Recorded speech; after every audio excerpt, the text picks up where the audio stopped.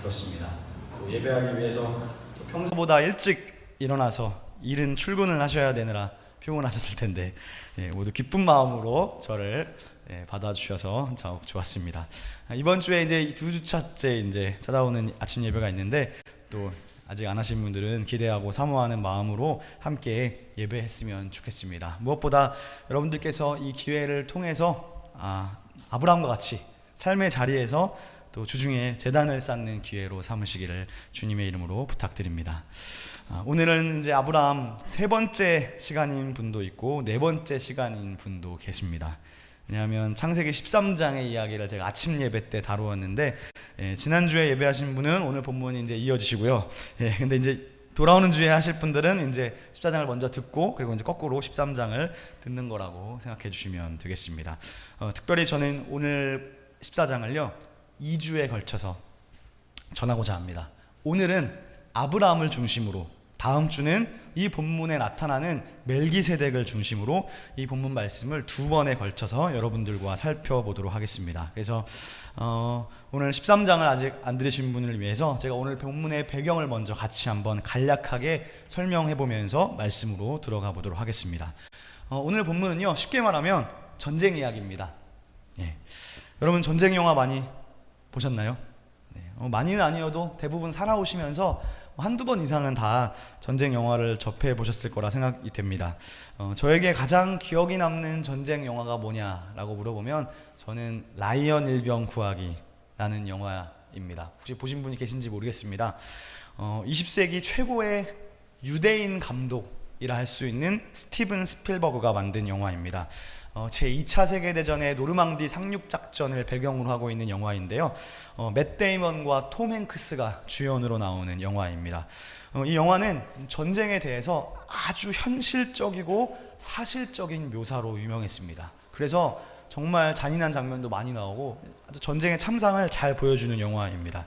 영화를 안 보신 분도 있을지 몰라서 제가 스포일러를 자제하고 영화를 간략히 요약해 본다면 치열한 2차 세계대전이 끝나가는 무렵에 4형제가 있어요. 근데 이 4형제가 모두 전쟁에 참여했는데 4형제 중에 3명이 다 전쟁에서 죽었습니다. 그리고 막내 라이언 일병이 전쟁 속에 있는데 그 어머니가 이제 미국에 홀로 계세요. 근데 전쟁에 3형제를 다 잃고 막내가 남았으니까 이 미국이 얘마저 죽게 하면 안 된다. 그래서 전쟁이 끝나지 않았지만 저 라이언 일병을 구하러 오라고 8명의 특공대를 세워서 특전사를 전쟁에 투입시켜서 이 라이언 일병을 구하느냐 마느냐 어떤 그런 이야기입니다. 근데 이 8명의 특공대가 이 무시무시한 전쟁의 압박 속에서 힘든 일이 생길 때마다 혼란이 생겨요. 왜냐하면 저 한 사람 때문에 우리 8명이 죽을 수도 있는데 내가 이걸 해야 되는가 말아야 되는가 어떤 그런 이제 심리를 보여주는 영화가 아주 전쟁을 현실적으로 묘사한 영화가 바로 라이언 일병 구하기입니다. 근데 이제 오늘 본문이 이제 우리가 아브라함만 생각하면 이걸 잘 느끼실 수 없는데 오늘 본문 역시 전쟁을 배경으로 하고 있다는 거예요. 그게 이제 오늘 본문을 위한 중요한 포인트입니다. 특별히 라이언 일병 구하기 영화와 약간의 유사한 배경이 있습니다. 왜냐하면 아브라함 전쟁의 배경도 포로로 잡힌 자신의 조카 롯을 구하러 가는 내용입니다. 그런데 그 전까지는 나그네 족장에 불과하던 아브라함이 오늘 이 본문에서는 전사가 돼서 전쟁을 지휘하는 군인처럼 묘사되고 있습니다. 특별히 이 아브라함이 참전한 전쟁 역시 고대의 세계대전, 마치 2차 세계대전과 같은 9개 국가가 지금 참전하고 있거든요. 그러니까 세계대전의 형태를 띠고 있습니다. 오늘 저희가 다 읽지는 못했지만 창세기 14장 1절부터 16절까지는요 크게 3번의 전쟁 스토리가 들어있었습니다. 요거를요 몇 절 안 되지만 성경으로 읽으면 잘 이해가 안 되는데 제가 알기 쉽게 화면에 한번 요약을 해보았습니다. 1절과 2절을 보면 총 9개의 국가가 각각 편을 나누어서 연합전선을 펴고 있습니다. 제가 이제 이름을 그냥 붙인 거예요. 좌측을 신할 동맹이라고 붙여봤고요. 오른쪽은 사해 오동맹이라고 붙여보았는데 신할 동맹에서 첫 번째 언급되는 왕이 신할 왕이라고 나옵니다. 신하라면 생각나는 게 있으십니까? 창세기 10장과 11장에 걸쳐서 바벨탑 사건이 일어났던 주동지였습니다. 고로 신할은 이쪽 연합군은 메소포타미아 지역의 바벨론 지역이구나 라는 걸 확인할 수 있습니다. 그리고 이 신할 동맹의 최고 강대국은 좌측 표에 있는 엘람 왕 그돌라오멜이었습니다. 창세기 14장에서 전쟁이 총 3번 나오는데 첫 번째 전쟁에서는 이 그돌라오멜을 중심으로 한 신할 동맹이 사해를 중심으로 있는 오동맹을 강력하게 격파시킵니다. 자, 앞에 화면에서 알 수 있듯이 이 신할 동맹은요, 바벨론을 중심으로 한 메소포타미아 지역의 국가들이고요, 사해 오동맹은 사해를 중심으로 한 가나안 지역의 국가들이라고 볼 수 있습니다. 제가 조금 지도를 확대해 보면요, 이때는 아주 고대 시대였기 때문에 주로 도시국가의 형태를 띠고 있었어요. 첫 번째 전쟁에서 신할 동맹이 사해 오동맹을 격파하고 나서 이 사해 오동맹이 12년간을 이 신할 왕국의 식민지가 됩니다. 이게 앞에 창세기 14장 앞부분에 나온 이야기예요. 속국이 되는데 식민지로 전락한 지 13년 만에 이들이 다시 반란을 일으켰어요. 이게 14장 앞부분의 내용입니다. 그러니까 12년 동안 속국이 되었다가 13년 만에 반란을 일으키면서 두 번째 전쟁이 시작되는데, 그것이 오늘 본문 14장 5절부터의 이야기입니다. 그래서 이 그돌라오멜이 얘네들이 반란을, 그래서 자신의 동맹 국가를 끌고 다시 이곳을 쳐들어오게 되는데, 지도를 또 한번 보시면 화면에 창세기 14장 5절부터 11절까지 나타나는 두 번째 전쟁을 제가 그림으로 보기 쉽게 표시해 놨는데요, 지도를 보시면 이 신할 동맹의 행군 경로가 좀 요상합니다.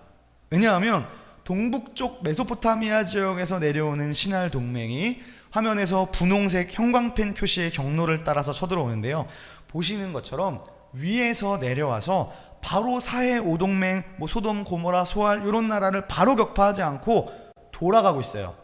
돌아서 세일산을 지나서 엘바란을 지나서 카데스를 지나서 격파하는 형태를 띠고 있습니다.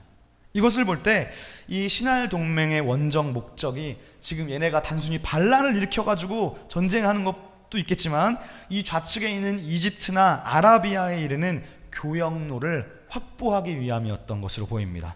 어쨌든 간에 이 두 번째 전쟁에서 사해 오동맹은 또 한 번 처참하게 신할 동맹에서 패배하고 있습니다. 그런데 이것이 오늘 성경이 지금 아브라함 이야기를 보여주는 것과 무슨 관계가 있느냐? 그것은 이 두 번째 전쟁의 말미에 아브라함의 조카 롯이 포로로 사로잡혀갔기 때문입니다. 이번 주 13장 아침 예배를 저와 함께 들으셨던 분은 어느 정도 이제 파악하실 텐데요, 바로 앞장의 창세기 13장에서 아브라함의 조카 롯은 아브라함과 갈라지게 됩니다. 그런데 바로 화면에 보이시는 소알 그리고 소돔 땅으로 롯이 이주했었습니다. 그래서 전쟁하면서 포로로 잡혀갔다는 것입니다. 자, 그러면 이제 다 같이 오늘 본문 말씀 창세기 14장 11절과 12절을 한번 보시겠습니다. 자, 11절 12절을 함께 한 목소리로 합독하겠습니다. 시작. 내 왕이 소돔과 고모라의 모든 재물과 양식을 빼앗아가고 소돔에 거주하는 아브라함의 조카 롯도 사로잡고 그 재물까지 노략하여 갔더라.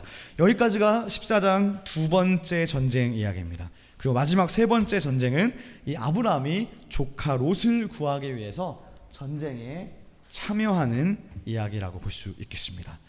오늘 말씀에서 이 아브라함이 보여주는 모습은요, 저희가 지난 주일날 들었던 아브라함의 모습과는 조금 다르게 성숙한 모습을 보여주고 있습니다. 하나님의 약속을 신뢰하지 못하고 기근 때문에 애굽으로 도망갔던 아브라함의 모습이 사실 우리를 많이 실망하게 했잖아요. 아니 그래도 어떻게 부인을 속이나, 부인을 누이라고 속이나. 그곳에서 아브라함은요, 자기 목숨 때문에, 자기 목숨을 부지하기 위해서 아내를 누이로까지 속이게 하는 어떤 그런 인물로 나타나고 있었습니다. 그러나 아브라함은 지난주 말씀에서 우리가 들은 것처럼 사레의 기도를 통해서 하나님이 개입하심으로 그곳에서 간신히 위기를 넘기고 다시 가나안 땅으로 들어왔습니다. 아마도 제가 느끼기에는요, 아브라함이 그러한 실패를 통해서 뭔가 조금 깨닫는 바가 있었던 것 같아요. 그래서 오늘 아브라함이 보여주는 모습은요, 그전과는 조금 달라요. 조카 롯이 사로잡혔음을 듣고 형제를 발휘해서 부인도 버렸던 아브라함이, 그죠? 조카 따위를 어떻게 보면 조카 롯을 구하기 위해서 목숨을 걸고 위험을 무릅쓴 전쟁에 참여하고 있습니다. 그것이 오늘 본문 18절 말씀에 나타나고 있습니다. 제가 읽어드리겠습니다. 모든 빼앗겼던 재물과 자기 조카 롯과 그 재물과 또 부녀와 친척을 다 찾아왔더라. 어떠신가요? 지난주에 보았던 아브라함의 모습, 자기의 목숨을 부지하려고 아내의 순결까지 팔아먹던 비겁한 소시민 아브라함의 모습은 없고, 상당히 성숙된 인격을 보여주고 있습니다. 게다가 지금 아브라함은 헤브론이라는 곳에 거주하고 있었는데, 이 지금 엄청난 동방의 신할 동맹, 지금 5국가가 함께 덤벼도 이길 수 없었잖아요. 그런 신할 동맹을 쳐부수는 멋진 전사의 모습도 우리에게 보여줍니다. 자, 13절의 중간 부분을 한번 보시겠습니다. 13절의 중간입니다. 그때에 아브라함이 아모리 족속 마므레의 상수리 숲풀 근처에 거주하였더라. 마므레는 에스골의 형제요 또 아넬의 형제라. 이들은 아브라함과 동맹한 사람들이더라. 여기에서 보시니까 아브라함은요, 헤브론 산지에 살고 있는데 어느새 지금, 지난주 기억나시나요? 지난주는 원주민들 때문에 산지에만 살았잖아요. 근데 오늘 본문에서는 어떻게 되어 있느냐? 시간이 좀 지났어요. 아직 소수이긴 하지만 토착 원주민들과 동맹 세력이 있다는 거예요.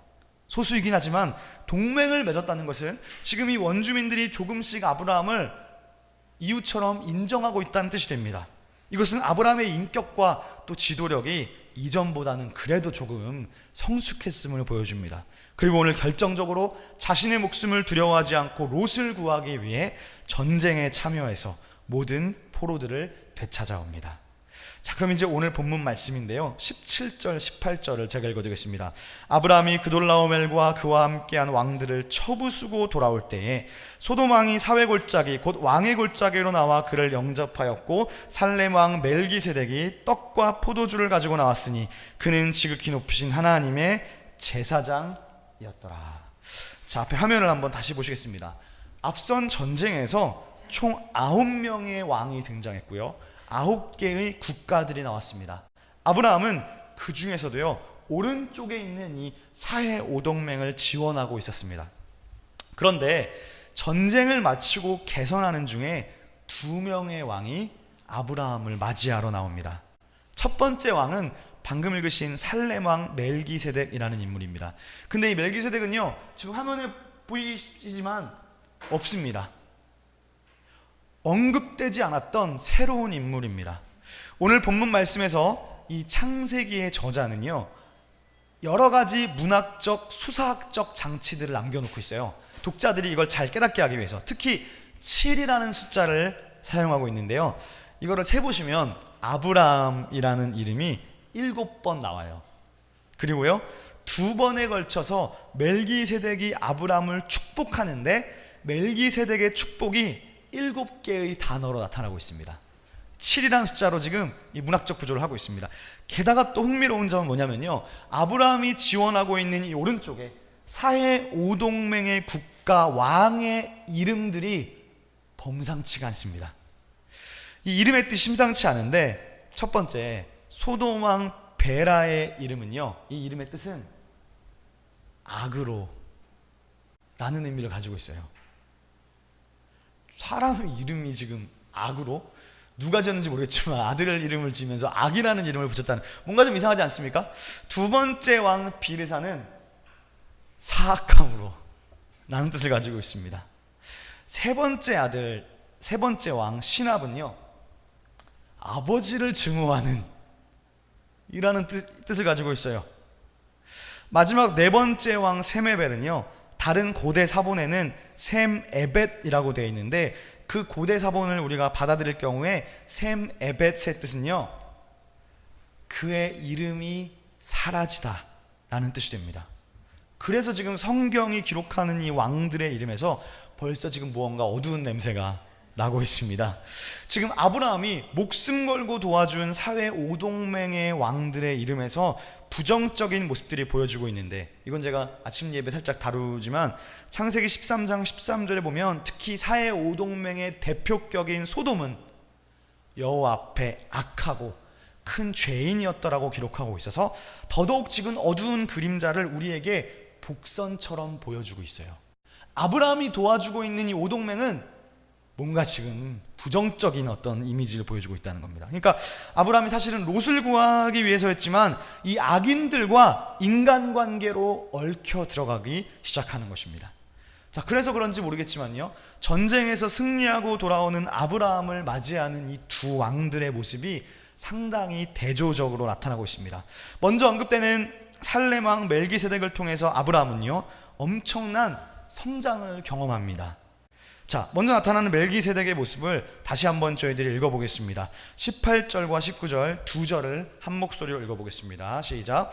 살렘 왕 멜기세덱이 떡과 포도주를 가지고 나왔으니 그는 지극히 높으신 하나님의 제사장이었더라. 그가 아브라함에게 축복하여 이르되 천지의 주제이시오 지극히 높으신 하나님이여 아브라함에게 복을 주옵소서. 자, 멜기세덱은 여기서 갑자기 등장하는 인물이에요. 구약 성경에서는요, 시편 110편에 딱 한 번 더 나오고 안 나오는, 성경 전체에 걸쳐서 아주 희미하고 신비스러운 사람으로 우리에게 알려져 있습니다. 훗날 멜기세덱은 신약에서 예수 그리스도와 대비되는 인물로 나타납니다. 어쨌든 여기에서 멜기세덱은 지금 보시다시피 지극히 높으신 하나님의 제사장이래요. 상당히 놀랍습니다. 왜냐하면 아브라함 시대예요. 여러분 안 놀라우세요? 아브라함 외에도 하나님을 아는 자가 있다는 거예요. 게다가 제사장이에요. 그리고 이 본문에서 제사장이라는 단어가 성경에 처음 나오고 있습니다. 이것도 아주 흥미롭죠. 어쨌든 왕이면서 동시에 제사장을 겸직하는 멜기세덱은 아브라함을 맞이하러 나옵니다. 그런데 그는 그냥 온 것이 아니라 뭘 가지고 오고 있습니까? 떡과 포도주를 가지고 오고 있어요. 떡과 포도주는요, 제사장들이 가지고 다니는 겁니다. 근데 여기에서는 전쟁에서 돌아온 아브라함에게 뭔가 이렇게 만찬을 대접하는 것으로 표현하는 것 같습니다.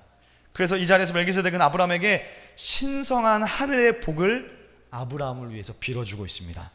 멜기세덱의 말을 자세히 한번 살펴보겠습니다. 멜기세덱의 말을 보시면요, 하나님에 대해서 두 가지를 묘사하고 있어요. 첫 번째는 천지의 주제라는 표현입니다. 여기서 이 주제라는 말이 좀 어려운 것 같은데, 이 말이 원래 히브리어로는 얻다 사다라는 말이에요. 뭘 얻고 뭐를 산다는 말입니다. 그리고 창조 이야기에서 많이 나오는데 창조 본문에서는 창조하다라는 단어로도 사용됩니다. 그러니까 천지의 주제라는 말은 뭘까요? 하늘과 땅의 주인, 또는 하늘과 땅을 얻은 분, 하늘과 땅을 창조한 분, 그런 뜻으로 사용되는 것 같아요. 즉 멜기세덱은 하나님을 지금 어떻게 부르고 있느냐? 지극히 높으신 하나님은 천지의 창조주이시다, 천지의 주관자다라는 말을 한 거예요. 두 번째로 20절을 보세요. 멜기세덱 두 번째로 뭐라고 하느냐? 너희 대적을 내 손에 붙이신 하나님을 찬송하라 그럽니다. 자, 그러니까 첫 번째 말씀이 하나님을 창조주로 고백한 거라면, 두 번째로 멜기세덱은요, 지금 아브라함 너의 전쟁을 승리하게 하신 분이 하나님이시라는 역사적 신앙 고백을 하고 있습니다. 생각해보면 그 전쟁은 사해 오동맹이 다 합쳐도 이길 수 없을 만큼 강력한 신할 왕이었는데 아브라함을 이겨버렸지 않습니까? 즉 하나님이 대적을 손에 붙이셔서 함께 하셨기 때문에 네가 이긴 거다, 네가 승리하고 구속받은 것이다 라는 의미가 됩니다. 저는 이게 마치 우리가 예배 때 신앙 고백, 사도신경과도 유사한 것 같아요. 왜냐하면요, 이 사도신경의 시작은 어떻게 됩니까? 나는 전능하신 아버지 하나님, 천지의 창조주라는 고백으로 시작해요. 그 다음이 뭐죠? 나는 그 외아들 우리 주 예수 그리스도를 믿는다. 예수를 믿는다는 것은 그분의 인류를 향한 역사, 그분이 인류에서 대속의 역사를 고백하는 것과 같습니다. 즉 사도신경의 고백도 창조에서 구속으로 이어지는데, 오늘 아브라함을 맞이하러 온 멜기세덱 역시 아브라함에게 지금 가르쳐주는 거예요. 천지의 주제 창조주를 고백하고, 그 다음에 네 전쟁에서 승리케 하신 구속하신 분이 하나님이시라는 역사적인 고백을 하고 있는 것입니다. 그리고 나서 멜기세덱이 아브라함에게 복을 빌어주고 축복 기도를 드립니다. 전형적인 제사장으로서의 모습입니다. 자, 그리고 나서 20절 하반절에 보시면 아브람은 자신의 전리품 중에서 11조를 떼어서 멜기세덱에게 드리고 있습니다. 오늘요 새롭게 나오는 단어가 많아요. 제사장도 새롭게 나왔고요, 11조도 성경에서 처음으로 언급되기 시작합니다. 아브라함이 지금 10분의 1을 멜기세덱에게 바친 사실을 볼 때 아브라함은 멜기세덱의 영적 지도와 가르침을 받았음에 틀림없습니다. 참 여기서 지금 아브라함이 대단한 게 뭐냐면요, 400년 후에 율법이 생기거든요. 지금으로부터 400년 후에 시내산에서 모세를 통해서 율법을 주시는데, 아직 율법이 생기기도 400년 전에 아브라함은 자기가 알아서 11조를 드리고 있다는 것입니다. 그의 신앙이 상당히 성숙했음을 보여줍니다. 자신의 전리품에서 10분의 1을 떼어서 하나님께 드렸다는 것은 무엇을 의미할까요? 이것은요, 자기가 가진 물질을 떼어서 제사장을 통해 하나님께 드린다는 의미는 두 가지의 신앙 고백을 실천하는 것입니다. 첫 번째는 방금 보신 것 같아요. 천지의 주제가 하나님이라는 거예요. 하나님이 모든 창조주이자 모든 소유주라는 고백입니다. 즉 모든 것이 하나님께로부터 왔기에 나의 물질의 근원도 하나님이시라는 말씀입니다. 그러므로 물질이 기준이 아니라 물질 위에 계신 내가 이 돈과 물질의 노예가 아닌 하나님의 자녀라는 물질로부터 벗어나는 신앙 고백의 실천입니다. 두 번째로 하나님께 물질을 드린다는 것은 무엇이냐? 오늘 이 전쟁에서 승리케 하신 분이 하나님이라는 것에 대한 감사입니다. 결국 창조와 구원에 대한 감사요, 하나님을 주님으로 인정하는 중요한 행위가 물질을 드리는 것입니다. 저는 이것이요 신약시대 이후에 계속해서 교회에 적용된다고 믿습니다. 결국 우리가 물질을 드리는 것은 창조주 하나님에 대한 신앙 고백이고 나를 구원하신 예수 그리스도의 사랑에 대한 감사이며 이 물질을 허락하신 하나님을 인정하는 행위입니다. 그러나 여러분, 저는 이렇게 생각합니다. 이 물질이라는 것은요 자발적이고 기쁨으로 드릴 때 가치가 있는 것이다. 그리고 이미 나에게 주신 승리와 구원과 나에게 이미 행하신 일들에 대한 응답입니다. 즉 헌금을 많이 하고 물질을 많이 들여서 복받기 위한 것이 아니라는 거예요. 저는 그렇게 생각합니다. 우리가 11조를 많이 하고 헌금을 많이 한다고 하는 만큼 복 주시는 분이 아니라 이미 얻은 구원에 대한 감사로, 지난 한 주간 동안 나를 인도하시고 지켜주신 것에 대한 감사로 드린다는 거예요. 그렇기 때문에 이 물질이라는 것은요 자발적일 때 가치가 있는 것입니다. 또한 더 이상 이것은요 율법적이어서는 안 된다고 저는 믿습니다. 만약에 어떤 부부가 부인은 교회에 다니는데 남편은 안 다녀요. 남편이 비기독교인이기 때문에 예를 들어서 뭐 헌금하는 거나 11조 하는 거나 싫어합니다. 그럼 여기서 여러분, 이제 우리가 부인의 입장에서 하나님이 우선입니까? 남편이 우선입니까? 이런 이분법적인 사고가 아니라는 거예요. 당연히 남편이 허락하는 한도 내에서 헌금을 해야 될 것입니다. 그리고 지금 우리 집도 너무 가난하고 먹고 살기 힘들 정도로 막 우리 집이 지금 내가 의식주도 문제조차 해결하기 어려운데 교회에 뭐를 돈을 갖다 바쳐야 되느냐? 저는 반대입니다. 하나님은 그 모든 것을 충분히 다 이해하시는 분이시기 때문이다. 이것을 율법적으로 접근하는 것은 신약적 사고가 아니라고 할 수 있습니다. 그러나 중요한 것은 창조주 하나님에 대한 인정이고 나를 인도하신 하나님에 대한 감사임을, 그러나 그것도 율법적인 것이 아님을 반드시 기억하실 수 있기를 바랍니다. 어쨌든 오늘 아브라함이 20절에서 그 얻은 것에서 10분의 1을 멜기세덱에게 주었다는 것은 자신의 물질 문제에서 지금요 아브라함이 상당히 자유해졌다는 거예요. 자유로워진 성숙한 아브라함의 성품이 드러나고 있습니다. 이렇게 하나님은 또 한 번 아브라함을 성장시키는 것 같아요. 멜기세덱을 만남으로 인해서 자기보다 더 높은 단계의 신앙 선배인 멜기세덱과 함께하면서 신앙이 성장하게 됩니다. 오늘 본문에 나타난 멜기세덱과의 영적 교제를 통해서 전쟁 승리의 원천이 하나님이심을 다시 한번 확신하면서 자기 자신을 낮추고 있는 것입니다. 그래서 아브라함의 인격 성장과 영적 성장은요, 이제 다음 단계인 전리품을 거절하면서 더 드러나고 있습니다. 그것이 두 번째 왕 소돔 왕과의 대화 속에서 드러납니다. 자, 그러면요, 이제 아브라함을 마중 나오는 두 번째 왕페라, 즉 소돔 왕과의 대화를 살펴보겠습니다. 소돔 왕의 태도는요, 멜기세덱의 태도와는 매우 대조적인 모습을 보여주고 있어요. 멜기세덱은요, 나오면서 지금 떡과 포도주를 가지고 영접했습니다. 그죠? 게다가 아브라함에게 축복해줬어요. 근데 소돔 왕은 어떻습니까? 빈손으로 맞이하고 있어요. 예.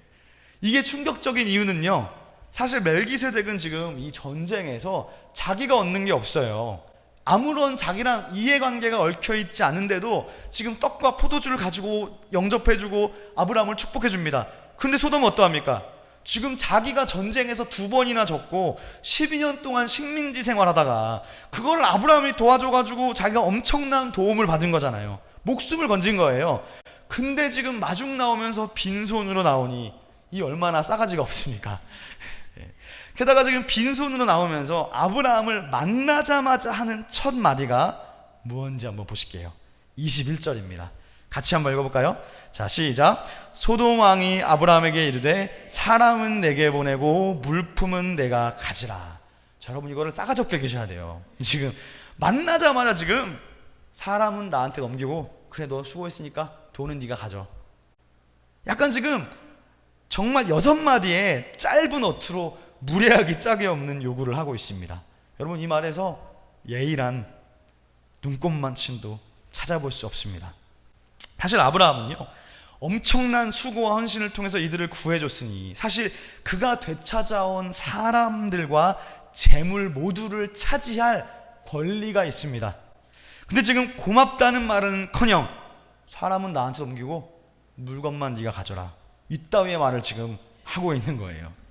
목숨 걸고 전쟁했는데 소돔 왕의 이러한 홀대를 넘어선 무례한 행위에 아브라함은 크게 기분이 나빴을 것입니다. 자, 그래서 여기에서 오늘 아브라함이 어떻게 이 상황을 대처하는지 살펴보겠습니다. 22절과 23절인데요. 자, 화면에 제가 가져온 다른 번역본을 통해서 읽어보겠습니다. 화면으로 잘 생각하시면서 제가 읽는 말씀을 들어보세요. 아브라함이 소돔 임금에게 대답하였다. 하늘과 땅을 지으신 분이시며 지극히 높으신 하나님 야훼께 내 손을 들어 맹세하오. 시로라기 하나라도 신발끈 하나라도 그대의 것은 아무것도 가지지 않겠소. 그러니 그대는 내가 아브라함을 부자로 만들었다고 말할 수 없을 것이오. 자, 아브라함의 태도가 어떻습니까? 여기서 우리는 두 가지의 모습을 찾을 수 있습니다. 첫 번째는 22절의 고백을 보세요. 아브라함의 대답, 하늘과 땅을 지으신 분. 이 표현은요, 좀 전에 개역 개정판에서 멜기세덱이 했던 천지의 주제 하나님이라는 멜기세덱의 고백을 바로 배워서 써먹고 있어요. 그죠? 멜기세덱에게 배운 기도문의 일부를 바로 인용하면서 맹세하고 있어요. 사실 멜기세덱은요, 아브라함한테 지금 식사 대접한 것 외에 어떤 물질적인 도움을 주는 존재가 아닙니다. 제사장 멜기세덱은요, 세상적인 복, 돈 봉투 그런 걸 주지 않아요. 오히려 눈에 보이지 않는 축복 기도, 어떻게 보면 아무것도 아닐 수 있는 거잖아요. 축복 기도 해주는 게 제사장이. 그렇지만 그 하늘의 신성한 복을 빌어주고 있어요. 그러나 소돔 왕의 제안은 매우 다릅니다. 소돔 왕은 아브라함에게 네가 가져온 모든 재물을 주려고 합니다. 소돔 왕은 멜기세덱과는 달리 세상이 말하고 세상이 좋아하는 복, 물질을 아브라함에게 주려 하고 있습니다. 근데 오늘 아브라함의 태도가 어떻습니까? 아브라함이 지금 단호하게 거절하고 있어요. 맹세까지 하면서 야, 네게 속한 것은 내가 신발끈 하나라도 안 가지겠다고 단호하게 거절합니다. 오늘 이 두 왕의 대조적인 모습, 그리고 두 왕에게 아브라함이 보인 반응을 한번 생각해 보세요. 멜기세덱은 살렘 왕이자 제사장으로서 아브라함에게 눈에 보이는 가시적 축복, 물질을 주지 않았습니다. 오히려 눈에 보이지 않는 무형의 복을 빌어줍니다. 그리고 아브라함은요, 지금 돈을 받은 게 아니고 오히려 자기가 제사장에게 돈을 바치고 있습니다. 이와는 대조적으로 소돔 왕은 아브라함에게 물질을 주고자 합니다. 사실 받아도 상관없는 것처럼 보여요. 내가 힘들게 싸웠는데 받아야죠. 그러나 오늘 아브라함은 하늘의 복을 빌어준 멜기세덱의 축복은 받지만 세상의 것을 제시하는 소돔 왕의 복을 거부하고 있습니다. 사랑하는 여러분, 이 아브라함의 태도는 저를 포함한 여러분, 우리가 이 땅에서 하나님 백성으로 살아가면서 어떤 복을 추구하고 있는가를 되돌아보게 합니다. 22절에 아브라함의 엄숙한 선언과 같이 아브라함 자신의 보상은 이 세상의 왕들로부터 오는 것이 아니라 천지의 주제이신 여호와로부터 오고 있다고 아브라함이 고백하고 있는 것입니다. 어떠신가요? 아브라함의 신앙이 그래도 꽤 성숙하지 않았나요? 12장에서 아브라함은 기근 때문에 애굽으로 내려갔고 자기 목숨 때문에 아내까지 버리려 했던, 즉 목숨을 위하여 무엇을 먹을까 무엇을 마실까 염려하는 자였습니다. 그러나 오늘 아브라함이 멜기세덱을 만나고 멜기세덱으로부터 받은 축복을 위해서 세상의 물질을 거절하고 있습니다. 아브라함은 창세기 12장에 사실 커다란 축복의 약속을 받고 가나안을 떠났습니다. 약속의 은혜, 축복의 은혜가 있었어요. 하지만 사실 우리가 아는 것처럼 그의 현실은 결핍된 삶이었어요. 무언가가 결핍된 삶이었어요. 그러나 아브라함은 결핍된 삶 속에서 오히려 제사장에게 자기의 10분의 1을 드리는 놀라운 결단을 보여줍니다. 그리고 소돔 왕의 재물을 단호히 거절합니다. 어찌 보면 여기에서 아브라함의 모습은 12장과는 다르게 자기의 삶에 관해서 그렇게 걱정하는 것처럼 보이지 않아요. 비록 지금 자신이 가난해진다 하여도 하나님께 대하여 부요한 자로 믿음의 행동을 보이고 있습니다. 사랑하는 여러분, 신앙생활이라는 것은요, 결국 물질과 깊은 이해관계가 있다고 할 수 있습니다. 지난 아침 예배에서도 보셨지만 의식주 문제, 물질 문제와 하나님과의 약속, 하나님을 선택하는 문제는 진짜로 쉽지 않은 문제입니다. 직장 생활하고 계신 여러분들이 더 뼈저리게 느끼고 계실 것입니다.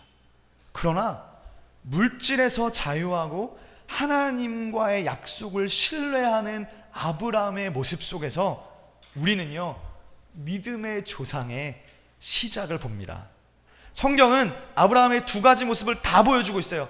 12장에서는 물질 문제 때문에 도망가고 물질의 결핍으로 인해 인간적인 선택을 한 아브라함의 모습을 보여주었으며, 14장에서는 스스로 물질의 결핍을 선택하고 하나님의 보이지 않는 무형적 축복과 약속을 선택하는 모습을 통해 아브라함의 두 가지의 모습을 다 우리에게 성경이 보여줍니다. 쉽지 않은 선택이지만 오늘 성경은 이 사건의 결론을 어떻게 내리느냐, 다 같이 15장 1절을 보시겠습니다. 이후에, 여기서 15장은 독립된 단락이 아니고요, 이후에, 즉 조금 전에 아브라함의 멜기세덱과 소돔 왕을 향해 자신이 보여준 선택, 그 이후에 라는 뜻이에요.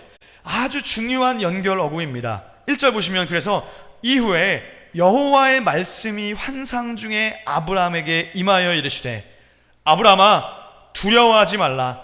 나는 내 방패요 너의 지극히 큰 상급이니라.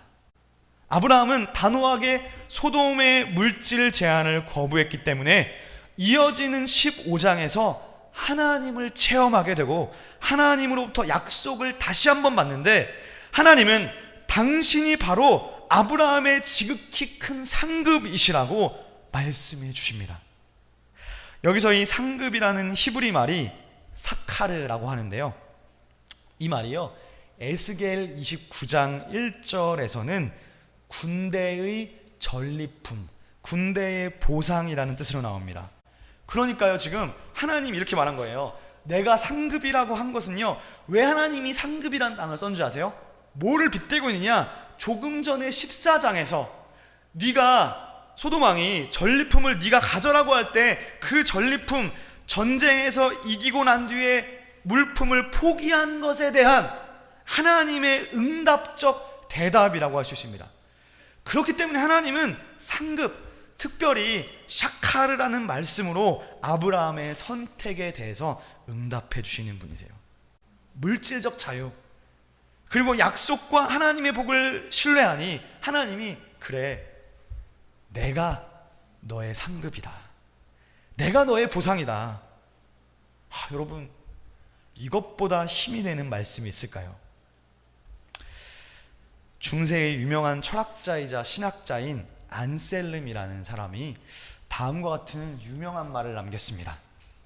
나는 알기 위하여 믿는다. 하나님의 말씀이라는 것이요, 때때로 이해되지 않을 때가 있습니다.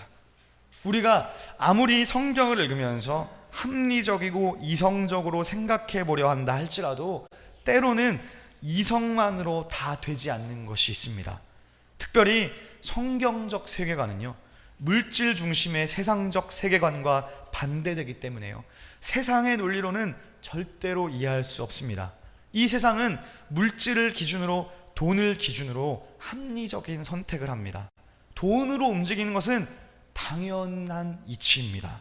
그렇기 때문에 소돔왕이 주는 물질을 거부할 뿐 아니라 더 나아가 멜기세덱에게 오히려 10분의 1을 바치는 행위는 세상 사람들이 볼 때 미친 행위이고 가장 쓸모없는 행위로 보일 수 있습니다. 그렇기 때문에 이것은 이해할 수 없는 거예요. 이것을 어떻게 이해할 수 있습니까?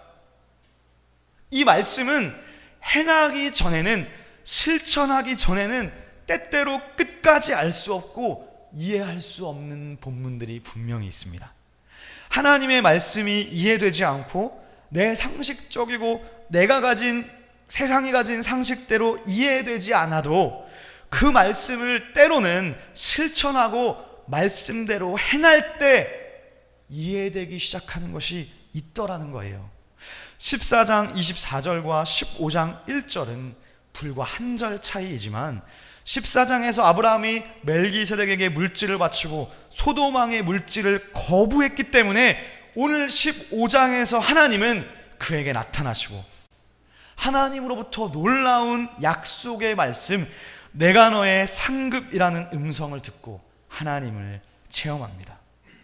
15장 1절에서 아브라함이 경험한 하나님, 그 전까지는 이해할 수 없었지만 환상 중에 하나님을 만나고 상급이라는 말을 듣자마자 아브라함 많은 것이 이해되지 않았을까요? 많은 문제가 해결되지 않았을까요? 그러므로 사랑하는 시온의 성도 여러분, 물질 중심적 선택이 아닌 하나님의 약속을 신뢰하고 성경적 세계관에 근거한 선택으로 힘들지만 행해 보십시오. 그리하면 아브라함이 깨닫게 된 것처럼 하나님이 진짜 우리 삶의 진정으로 유일한 상급 되심을 경험할 수 있으실 것입니다. 아브라함에게 주었던 그 은혜가 오늘 저와 여러분의 삶 가운데 있으시기를 주님의 이름으로 축원합니다. 함께 기도하겠습니다. 사랑의 하나님 아버지, 감사합니다.